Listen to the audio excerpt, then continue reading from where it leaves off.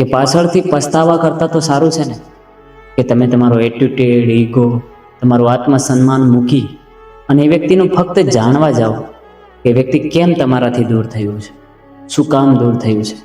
કદાચ એવું ના બને કે તમે એ ગુસ્સામાં છો કે તમને છોડીને ગયો છે, પણ સામેવાળો વ્યક્તિ તમારા મનાવવાની રાહ જોઈને બેઠો હોય.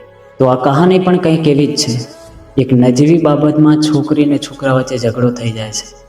ઝઘડો એટલો ઉગ્ર બની જાય છે કે એકબીજાને બ્લોક, અનબ્લોક ને બધું ચાલુ થઈ જાય છે. અને છોકરો પણ આનાથી ઘણો બધો ગુસ્સે થઈ જાય છે.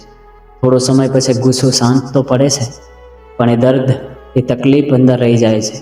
અને છોકરી પણ એ જ રાહ જોઈને બેઠી હોય છે કે કદાચ હમણાં મને મનાવવા આવશે અથવા તો હમણાં મને કોલ કરશે.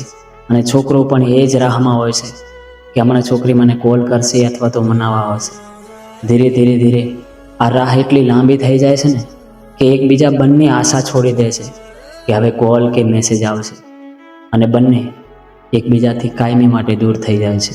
અને રહી જાય છે એ સપનાઓ કે શું કરવા એ મારાથી દૂર થયો, કે શું કરવા એ મારાથી દૂર થઈ. તો જ્યારે પણ કોઈ વ્યક્તિ છોડીને જાય ને ત્યારે કોશિશ કરી લેજો કે વ્યક્તિ કેમ દૂર થયું છે. કદાચ એ તમારા મનાવવાની રાહ જોઈને તો નથી બેઠું ને.